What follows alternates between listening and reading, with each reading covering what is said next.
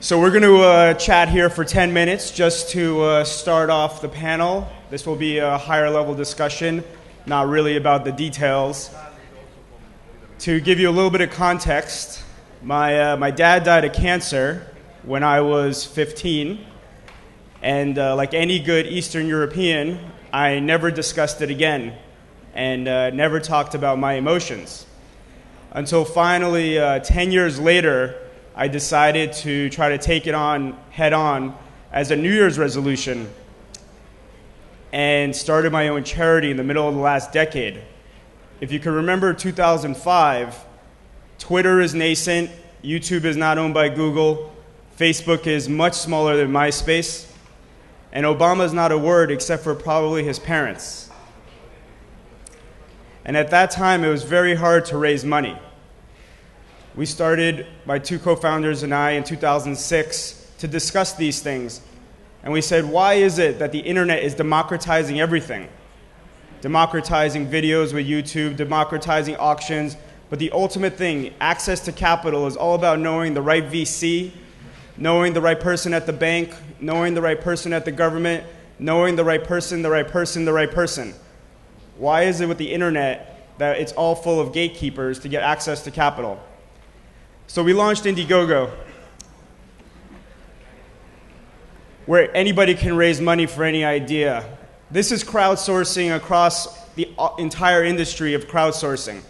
A quick lesson in crowdsourcing. You can crowdsource anything. Crowdfunding is just a flavor of crowdsourcing. So we can do the experiment right now. For dinner tonight, I'm not sure where I want to go, so all of you can maybe pull out a piece of paper or email me.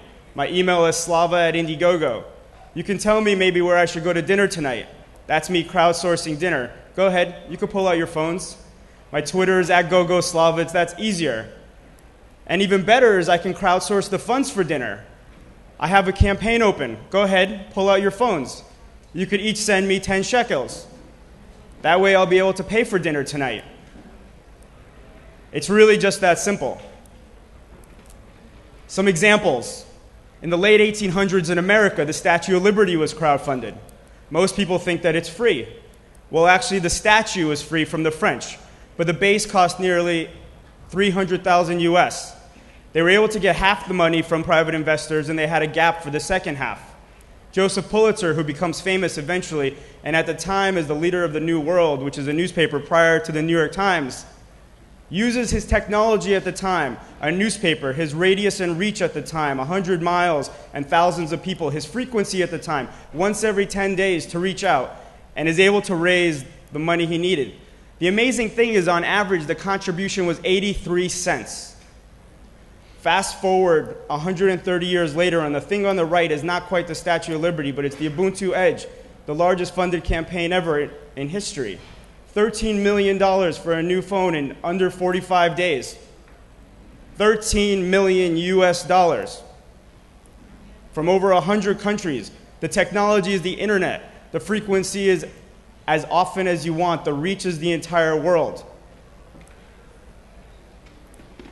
This is just a little bit of the history of how we got here. I'm going to go rapidly through this because the other content's more interesting for this audience. But in America, the rules changed in 1933. Technology kept to evolve. We launched in 2008, and then the rules changed again in 2012 with the Jobs Act. You probably can't see in the final picture of President Obama, there's a little bit of blue. That blue is Samantha.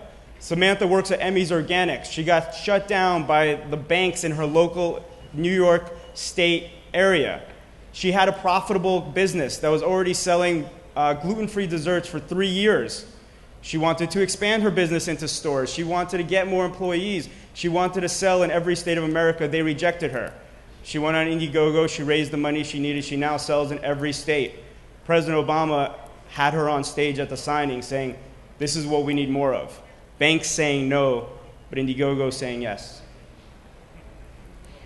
There's 4 reasons why anybody funds, not on Indiegogo, but in life. In life. Number 1, because they care about the person, the cause, or the idea.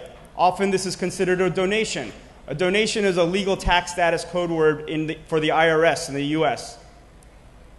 Number 2 is perks. People get products, services, or experiences. I know this is an affluent crowd. You probably paid for your shoes. That's like getting a perk.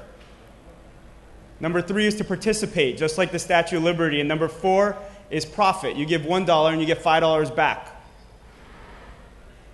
The first 3 happen dynamically on Indiegogo. The 4th one is not legal yet in the US. It is starting to become legal in other countries, and soon it will be legal everywhere. Actually, the Jobs Act has a provision that it will be legal, and it just has to be implemented.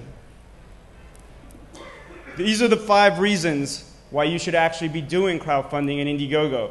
The money is obvious, but it's actually not the most important thing. If it's the money you're after, I suggest you actually go max out your credit cards, go to a VC, go to the bank, or go to your government. The number 1 thing is you get market validation. You don't actually have to have a large factory of stuff or spend all the money and time. You get to see if the market wants it. Number 2 is you get to test your marketing. Why spend all this money in the real world to see if young girls or old women like it, or to already go to one of them if you don't even know your target market yet? Test it first. Number 3 is you get more promotion than you ever could on your own. We get millions of page views every week, and you get this exposure as part of the process. You also see that there's news coverage all the time. Capturing the data, the most important thing in my opinion. In most of these industries, you have to go through a middle entity where you give away your opportunity to actually capture a relationship with the customer. I won't actually mention any companies, but whether it's music or fashion or electronics or film or anything, very rarely do you actually maintain a relationship with your customers. And how? Because you don't even know who they are. And number 5 is you actually get money. So let's just use one example. This is the Scanadu Scout. I don't know if you're very familiar with Star Trek, but in Star Trek there's the character Bones. Bones is the medical character. He's like a doctor. He would say, Captain Kirk, no, you can't go. I think you're not healthy. Oh, Bones, I'm fine. Oh, no, let me check. So he comes in and he pulls out a device and says, let me scan you. And he says, oh, yes, it seems like you're okay. This is science fiction from the TV shows. The Scanadu Scout does exactly that. Electrocardiogram in a device out of your pocket. It does blood pressure. It does skin temperature, heart rate. They wanted to raise $100,000. They raised 1.6. The amazing thing here is this obviously is not real, but it is real.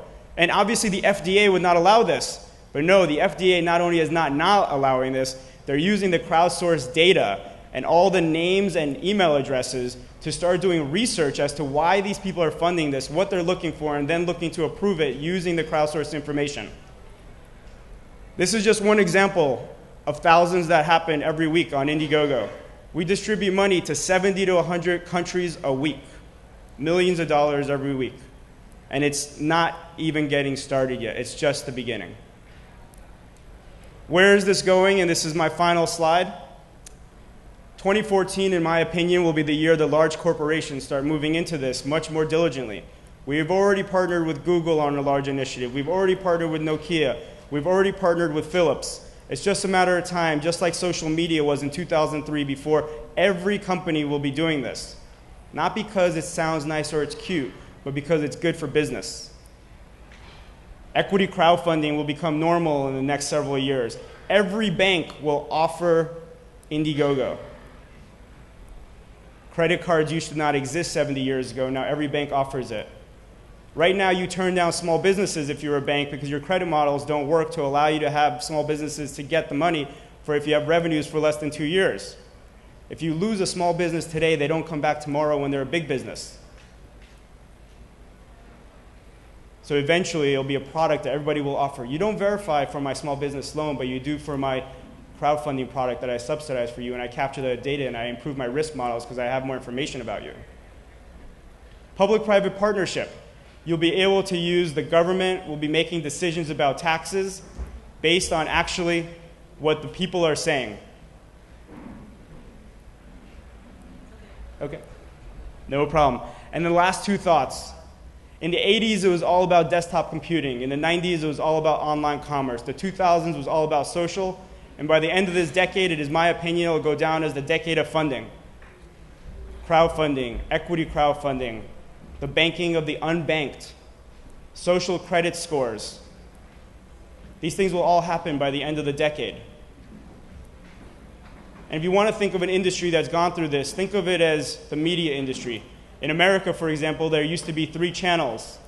And then 15 years later, out came cable, and there was dozens of channels. And then out came satellite, and there was hundreds of channels. And then 15 years later, out came the internet, and it was endless channels on YouTube. And yes, the big media companies still exist, and they will exist, but yet now anybody has the democratization of being a powerful media entity. The same thing will happen in banking. We're going from the era of having a few banks just several years ago to sometime in the future, every one of us will have our own power of being a bank. And with that, we move on.